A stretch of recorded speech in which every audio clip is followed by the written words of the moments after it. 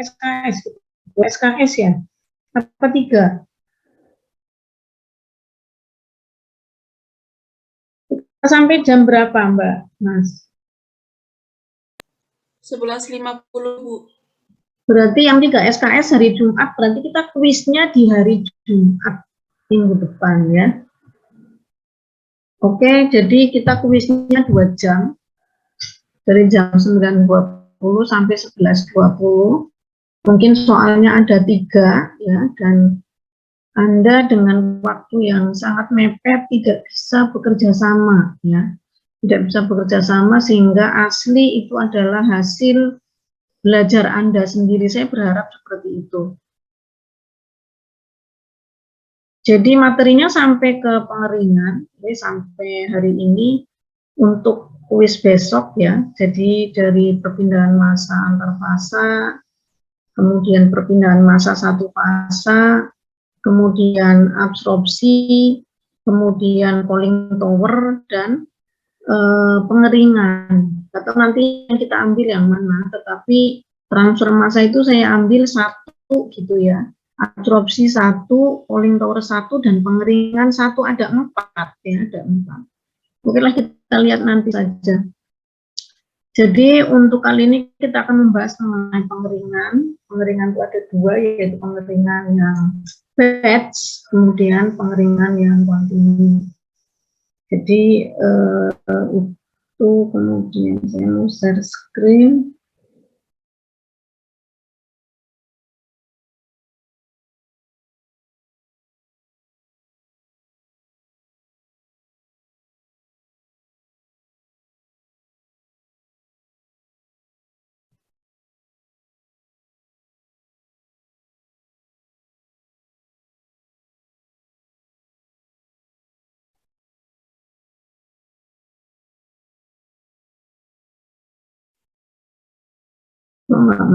Sudah. Oke ya. Sepertinya pengeringan zat padat ini merupakan suatu masalah yang sederhana.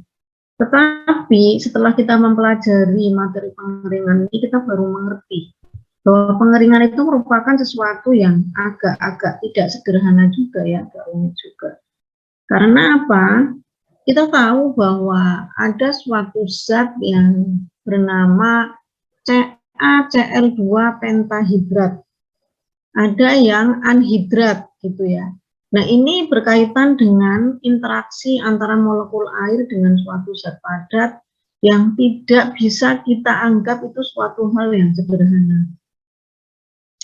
Kita tidak bisa untuk memprediksi, tetapi kita bisa mengatakan bahwa kita mempunyai kalsium klorida pentahidrat itu berdasarkan dari eksperimen ya, dari suatu hasil penelitian. Jadi itu yang mungkin perlu kita pikirkan, bahwa mengeringkan suatu zat padat itu memerlukan eksperimen terlebih dahulu. Jadi karena apa? Tipe atau pola kesetimbangan antara uap air dan kadar air di dalam zat padat itu, setiap bahan itu berbeda. Ya. Ada suatu bahan yang memang mempunyai suatu air kristal. Kalaupun kita merubah kondisi pengeringan itu sampai ke suhu yang sangat tinggi, itu tetap saja air kristal itu tidak akan lepas. Ya, seperti itu. Jadi tidak sesederhana yang kita inginkan memang ya, tidak sesederhana yang kita bayangkan. Nah, untuk zat padat itu terbagi menjadi 2. Yang pertama itu adalah zat padat yang tidak terlarut di dalam air, contohnya adalah pasir, kayu gitu ya, kemudian gabah dan seterusnya. Kemudian ada zat padat yang zat terlarut di dalam air. Contohnya adalah tadi CaCl2 ya, CuSO4, kemudian ZnCl2. Itu semua suatu zat yang kalau kita tambahkan air, zat tersebut akan larut. Dan ketika larutan tersebut kita panaskan, kita uapkan airnya atau kita keringkan, itu tidak semua air itu bisa dengan mudah terlepas. pada suatu kadar air tertentu, itu air tersebut sudah tidak bisa dipisahkan lagi dari zat padat tersebut. Nah, zat padat seperti ini kita sebut sebagai zat padat yang terlarut. Ya, jadi di dalam teknik kimia itu kita harus mengenal itu. Ya, ada suatu zat padat yang memang airnya tidak bisa kita lepaskan sampai 100%, sampai menjadi anhidrat.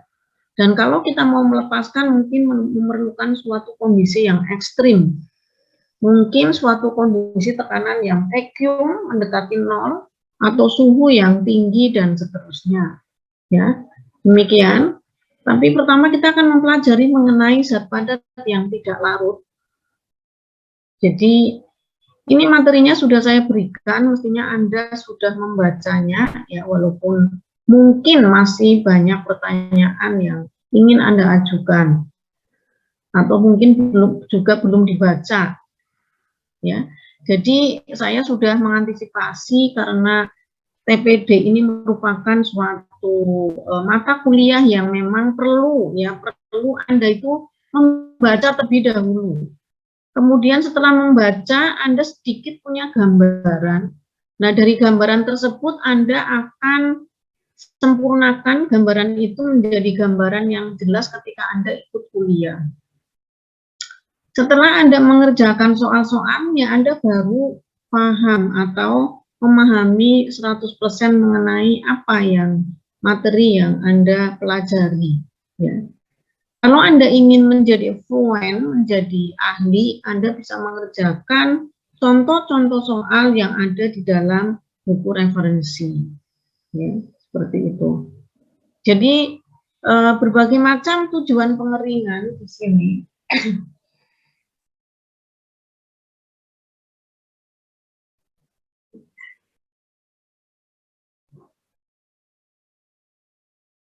Tetapi definisi dari pengeringan ini perlu kita pahami bahwa pengeringan itu adalah penghilangan sejumlah kecil air. Jadi air yang terkandung di dalam bahan tersebut sudah kecil. Ya, jadi ketika kita mendapatkan suatu bahan padat yang kadar airnya itu masih tinggi, contohnya misalnya CaCl2 dengan kandungan CaCl2 hanya 20%, kemudian kita ingin memisahkan airnya. Proses pemisahan air dengan kadar air yang tinggi itu bukan pengeringan ya, tetapi evaporasi. Jadi istilahnya berbeda antara pengeringan dengan evaporasi. Alatnya namanya evaporator, ya, bentuknya berbeda dengan alat pengering. Nah, lanjutan dari proses evaporasi yang tadi mengurangi kadar air dari misalnya 80% menjadi 15% air atau menjadi 20% air atau 25% air.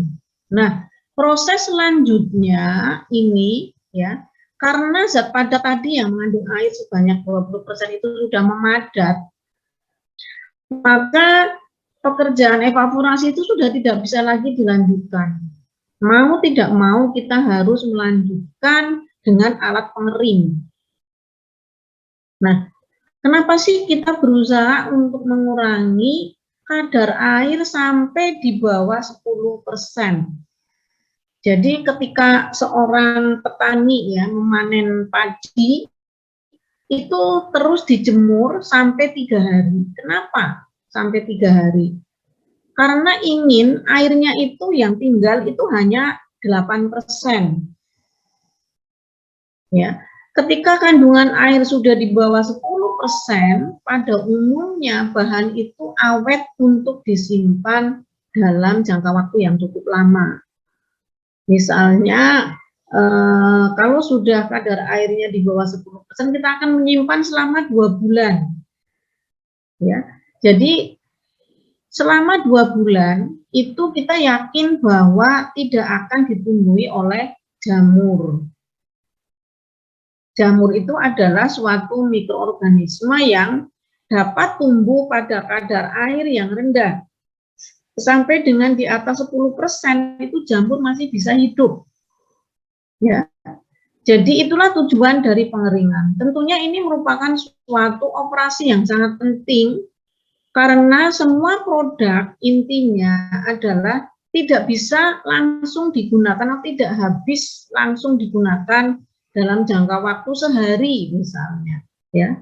Mestinya perlu suatu waktu, jeda waktu untuk dia sampai habis. Nah, maka mau tidak mau kita harus mengeringkan, mengurangi kadar airnya sampai di bawah 10%.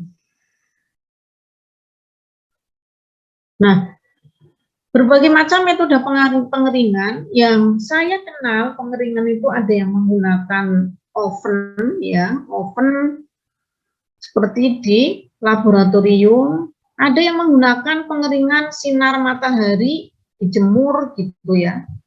Ada yang menggunakan terai-terai para-para gitu ya, kemudian yang dikeringkan itu dimasukkan ke dalam para-para, kemudian dipakai loyang gitu ya, kemudian loyangnya itu dibuat berlubang-lubang sehingga nanti ada aliran udara menembus lubang tersebut dan akhirnya mengeringkan bahan yang padat tadi, ya. Kemudian ada yang menggunakan pengering berputar, rotary dryer. Tujuannya adalah agar distribusi panas itu merata. Ya, ini suatu hal yang sulit juga, ya, menghomogenisasi distribusi panas itu suatu hal yang sulit juga ya untuk orang-orang yang bergerak di bidang perancangan alat. Ya, saya sendiri sudah mencoba untuk membuat suatu alat pengering supaya distribusi suhu dan panasnya itu merata, ternyata juga hasilnya tidak sempurna. Itu adalah alat pengering ya. Jadi tergantung bahan apa yang akan kita keringkan, maka desain alat harus mengikuti dari bahan yang akan kita keringkan. Seperti flake misalnya, atau gel, atau butiran, atau serpihan ya, atau mungkin partikel yang sangat lembut seperti tepung dan sebagainya. Sehingga metode pengeringan itu dipilih tergantung dari bahan yang kita keringkan. Oke, nah berbagai macam cara untuk mengurangi kadar air dari bahan padat. Ada yang menggunakan cara press, penekanan. Kemudian ada yang pakai sentrifugasi. Nah, ini semua adalah usaha di dalam memproduksi suatu bahan yang kering tadi ya.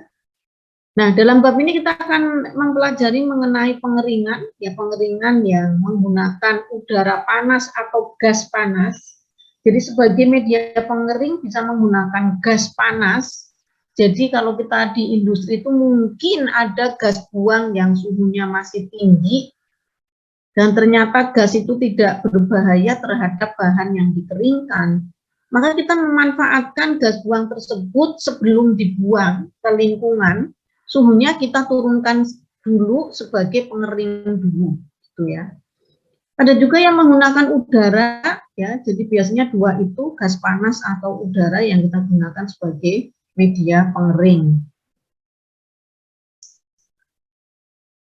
Nah, dalam bab ini hanya kita akan membicarakan pengeringan dengan cara menguapkan uap air, cara menguapkan uap air ke dalam aliran gas panas. Gasnya bisa gas buang atau bisa udara yang kita panaskan.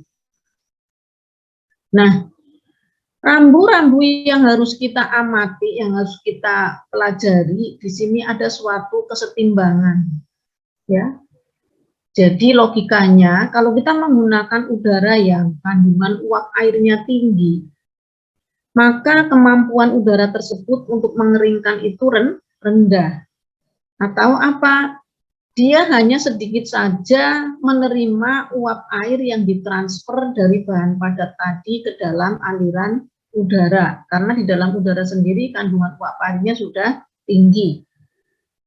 Sehingga ketika udara tersebut digunakan untuk mengeringkan suatu zat padat yang mengandung air, pada suatu waktu tertentu, pada suatu waktu pengeringan tertentu, maka kemampuan udara tersebut menyerap uap air itu sudah maksimal, karena udara tersebut mungkin sudah jenuh oleh uap air. Ataupun mungkin belum jenuh, tetapi karena gaya dorongnya yang kecil, di sini kita tetap menggunakan prinsip hukum Fick bahwa transfer massa dari permukaan zat padat ke dalam aliran udara itu tergantung dari beda konsentrasi uap air antara uap air di permukaan zat padat dan kandungan uap air, konsentrasi uap air di dalam udara.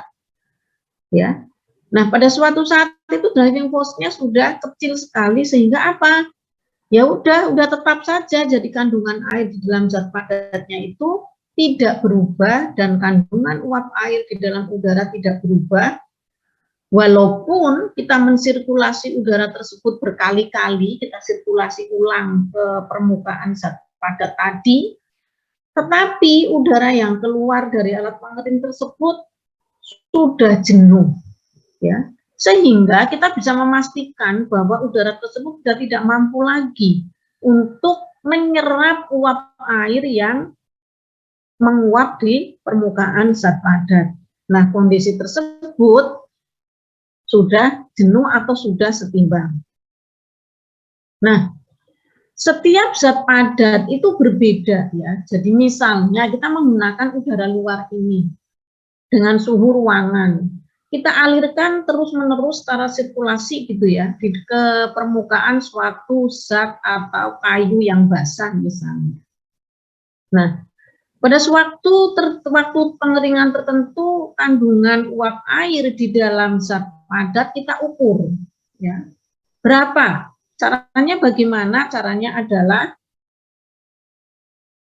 zat padat tersebut kita keringkan sampai berat konstan.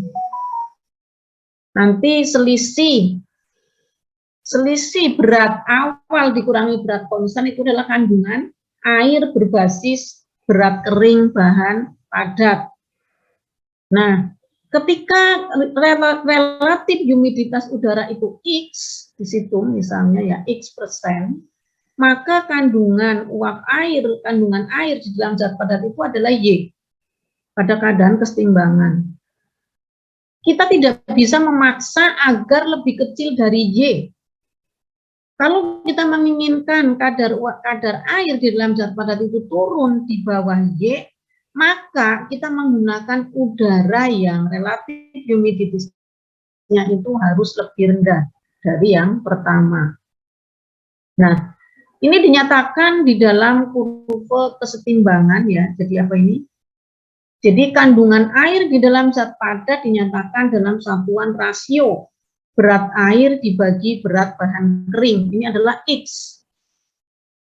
Apabila bahan basah dikontakkan dengan udara yang mempunyai kelembaban tertentu, maka air dari permukaan bahan akan ditransfer ke pasang udara sehingga kadar air dalam bahan berkurang. Sementara kadar air dinyatakan dalam satuan persen kelembaban air di dalam udara akan naik. Jadi karena ada transfer uap air dari bahan ke udara, maka kelembaban udara akan naik. Nah, naiknya sampai sejauh mana? Dan akan konstan. Apabila kontak antara bahan dan udara berlangsung dalam waktu yang cukup lama, maka kandungan air dalam bahan akan konstan. Dan persen humiditas air di dalam udara juga konstan. Pada keadaan ini disebut kondisi kesetimbangan. Oke. Nah, kurva kesetimbangan bahan basah dan udara. Jadi ini ada 3 macam bahan padat. Yang pertama adalah kertas, yang kedua adalah kayu, dan yang ketiga adalah daun tembakau. Di sumbu Y kita melihat ada tekanan atau kelembaban relatif, kelembaban relatif atau tekanan uap air di dalam udara pada suhu tersebut dibagi dengan tekanan uap air jenuh pada suhu tersebut. Yang sumbu X adalah X, ini adalah kandungan air di dalam satuan berat bahan kering. Seperti ini. Bagaimana kita menyimpulkan ketiga jenis bahan padat ini? Contohnya adalah daun tembakau. Ya, jadi daun tembakau ini, ya, oke, ini kalau kita ambil salah satu garis di sini, memotong 3 grafik ini, yang paling cepat kering itu yang mana? Coba, yang paling cepat kering yang mana? Dengan menggunakan udara yang mempunyai relatif humiditas yang sama. Yang cepat kering yang mana? Saya mau tanya. Halo? Saudara Rahman, ada? Rahman? Halo? Saudara Rahman? Dari ketiga kurva ini, kertas, kayu, dan daun, yang paling cepat kering itu yang mana? Rahman? Halo, tidak ada? Alfiana? Alfiana ada? Halo? Ada, Bu. Alfiana, dari ketiga bahan ini mana yang cepat kering? Kertas, kayu, atau daun? Dengan menggunakan... Kertas bukan, Bu. Hah? Menggunakan yang mana? Yang mana? Yang merah, hitam, atau hijau? Yang merah. Yang merah. Penjelasannya gimana? Coba. Harus bisa menjelaskan kenapa kertas kesimpulannya adalah bahan yang cepat kering. Dan daun tembakau itu yang paling lama keringnya gitu ya. Gimana? Coba penjelasannya gimana?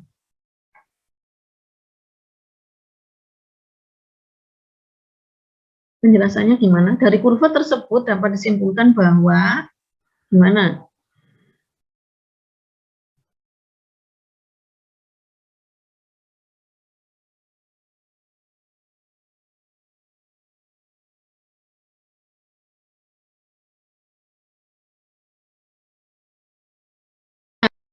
Kalau kita tarik garis dari satu titik di sumbu X ke atas, memotong ketiga kurva ini, ya.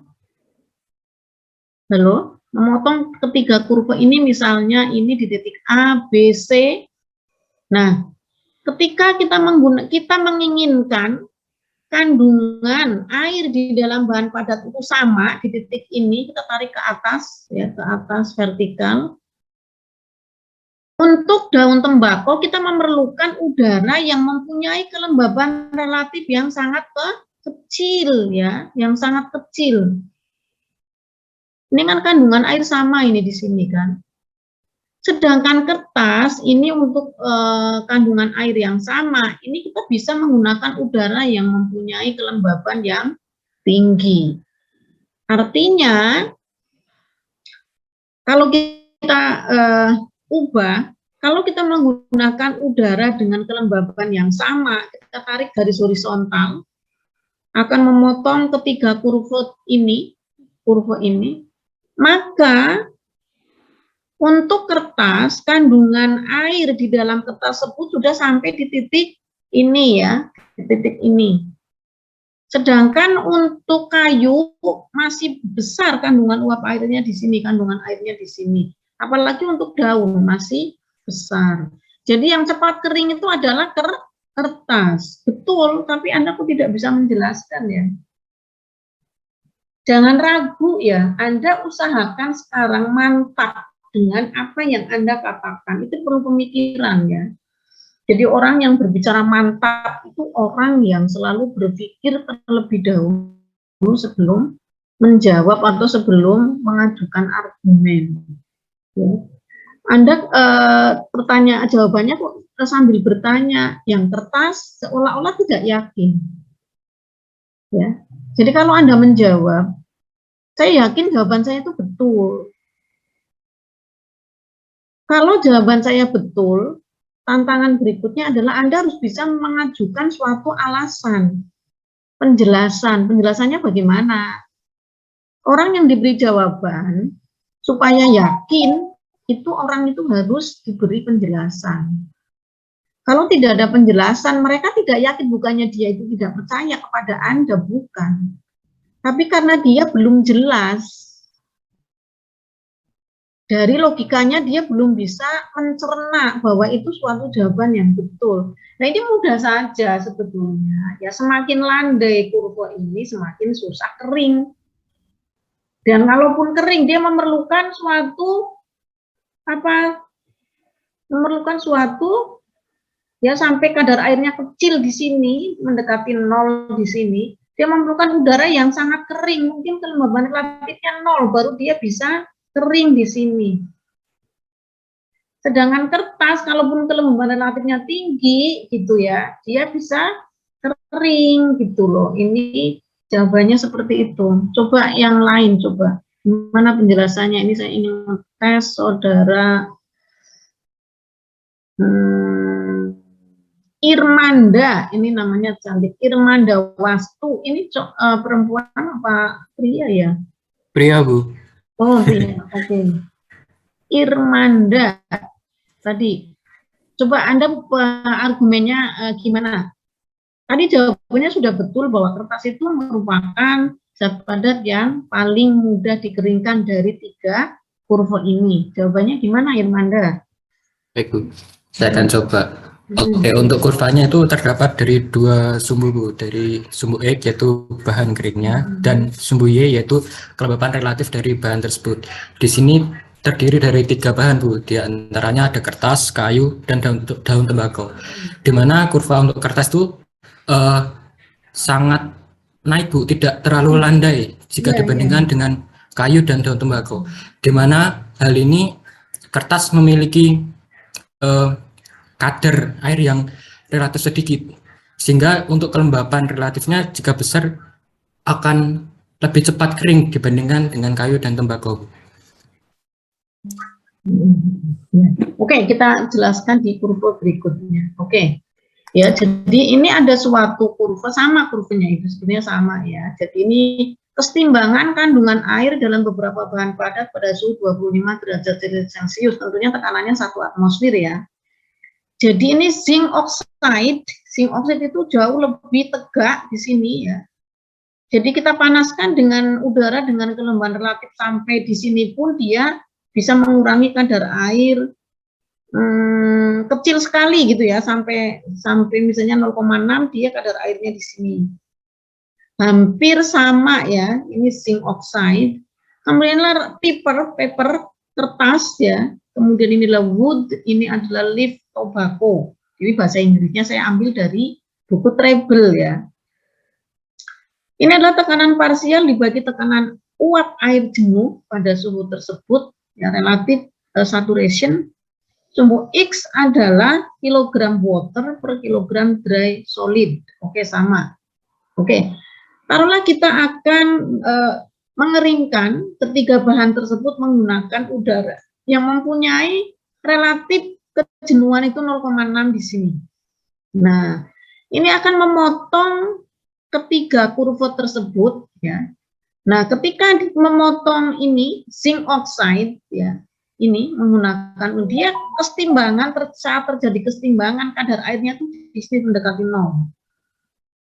Untuk kertas ketika terjadi kesetimbangan ini pada relatif humidity 0,6, dia itu antara 0,05 dan 0, misalnya ini adalah 0,075 di sini. Kilogram air per kilogram kertas. Nah, untuk kayu ini masih di atas 0,1 kilogram air per kilogram kayu.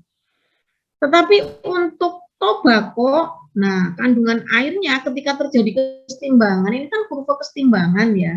Jadi ketika sudah jenuh udaranya, ini dia di sini di atas 0,2 kilogram air per kilogram zat padat.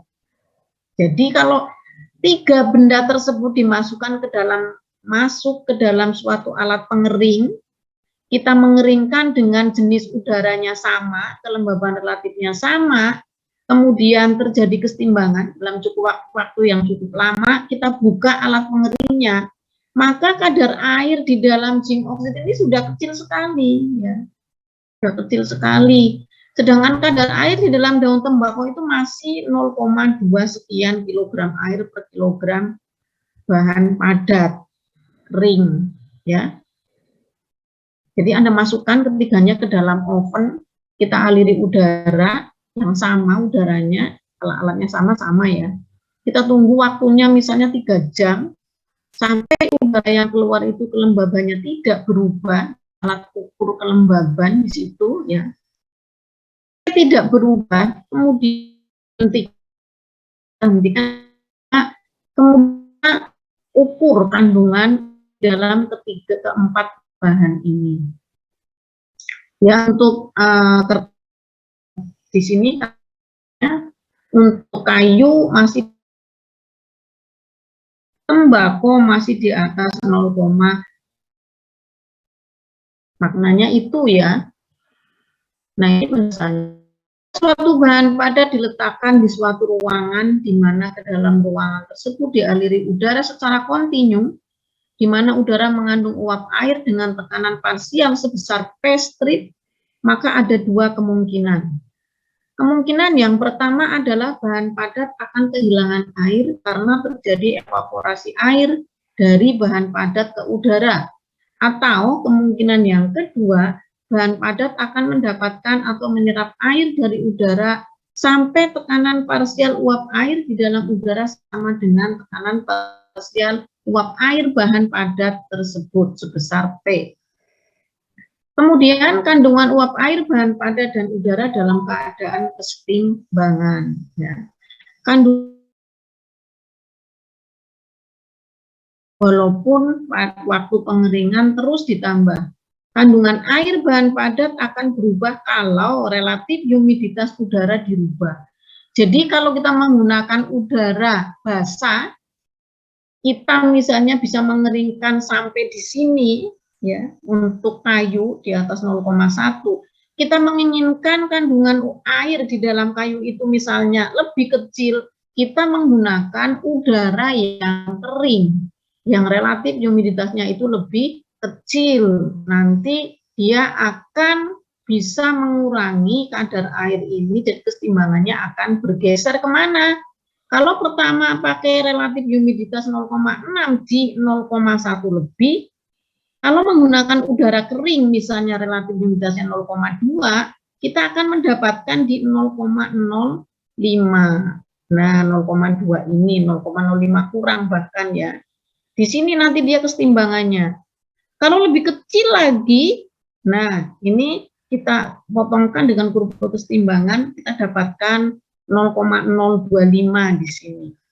Ya, tinggal kita nanti perlunya berapa kandungan airnya. Kandungan airnya harus di bawah 10% ya, berarti di bawah 0,01 1%, di bawah 0,1 ya.